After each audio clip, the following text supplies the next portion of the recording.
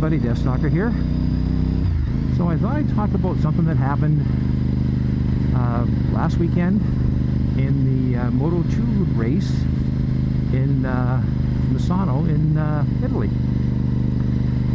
And this young Moto2 racer named Romano Fenati, and I'll put a name in the picture up here, did probably one of the stupidest things that's ever been caught on film in a motorcycle race.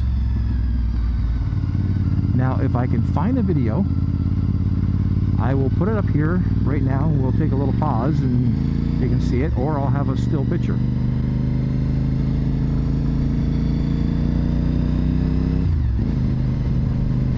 Okay, so what you're seeing is a guy coming out on a straightaway, and he pulls up beside his competition, and he reaches over and grabs the guy's brake lever and jams it on pretty hard. And you see the guy on the bike got into a bit of a wobble, but you know, he's a professional racer and he was able to save it. Now, what happened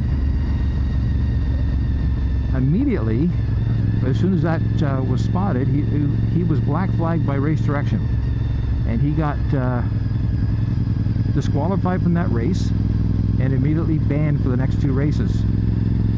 And its penalty is actually called irresponsible riding. Now, what he actually did was he put 20 newtons of pressure on that guy's brake lever, and normally under braking going into a corner, a racer would put 9.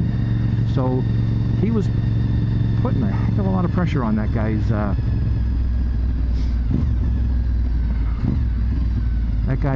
brake.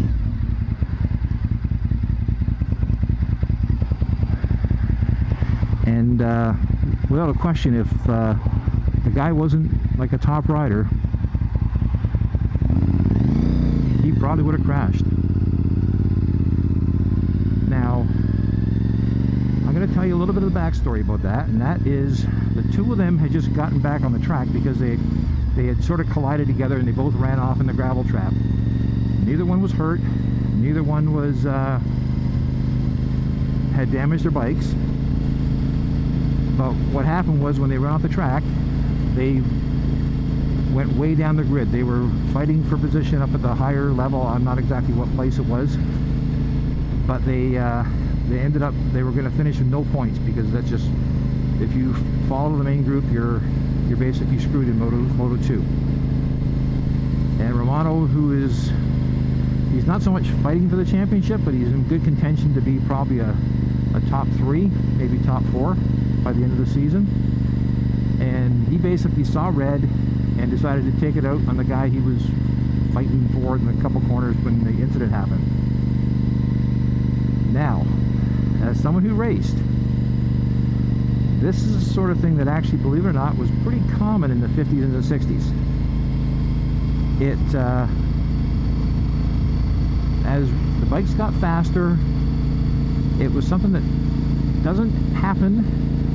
And generally, if a rider had done it, if the race direction didn't catch it, it'd probably be settled in the pits with someone going to the hospital.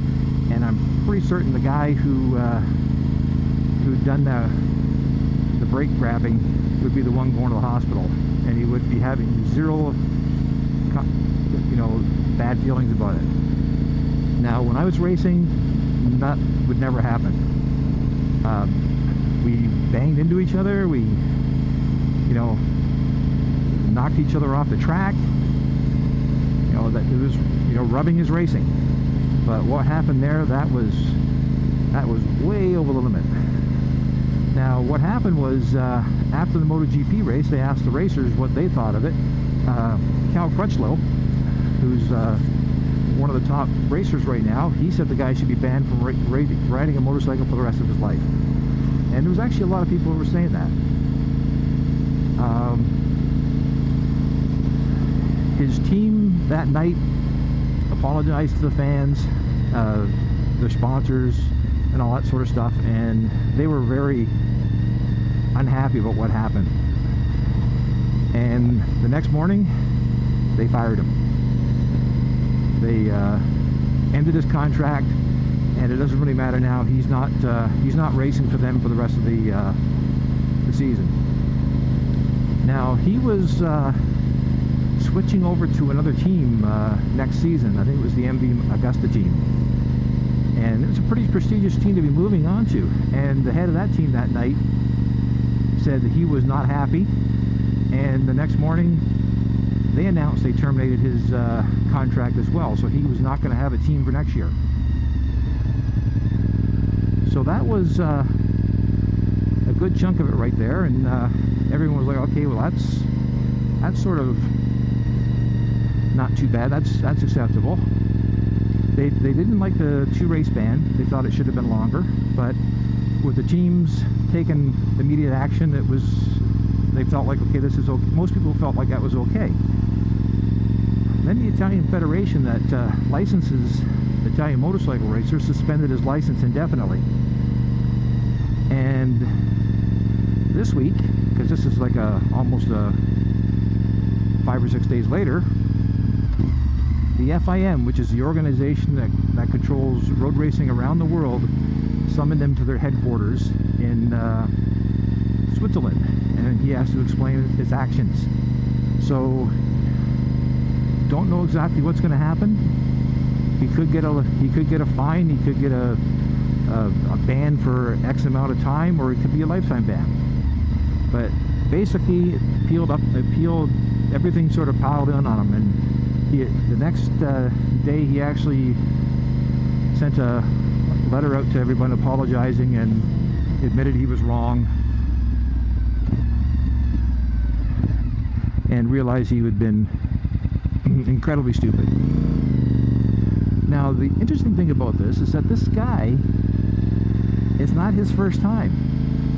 In 2016 he was racing for Valentino Rossi's VR46 Academy. Now for anybody who knows anything about road racing, is that Valentino Rossi has his own teams where he helps up-and-coming racers to move up to, you know, better skills, and eventually to get them into MotoGP. In fact, Franco Morbidelli is one of the guys who was a VR46 Academy person, and he got fired in 2016 from the VR46 team because he wasn't following the manager's directions, and he just wasn't getting along with people. And like, man, getting a VR46 ride is literally like getting the golden ticket from Willy Wonka. It's like, you can't get better than that. And he blew that away. And then again, a year previous to that, he got in an altercation with another rider where he actually kill switched the guy on the cool down lap of a practice session, and he got in trouble for that again. So you can see this guy is not first time offender. So, you know, when you first look at it, you think, okay, like, yeah, this was pretty bad, but you know, he's only 22 years old, but you know, he's been riding motorcycles since he was like 4 years old. So it's not good that he's pulling stunts like this, because he should, no question, know about it, know better. So I don't particularly feel sorry for the guy, because this is like basically his third strike.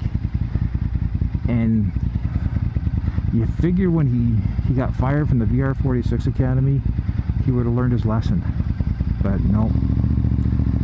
So will he be back? I don't know it. I'm not going to miss him if he doesn't come back, but you know, this guy obviously had talent, but the talent isn't everything. Like, you can be the best racer around the world, but if you're a jerk, it's going to be awful hard to get sponsorship. And basically, road racing is a sports business now. anyways, I'll leave some links in the description to some of the news articles and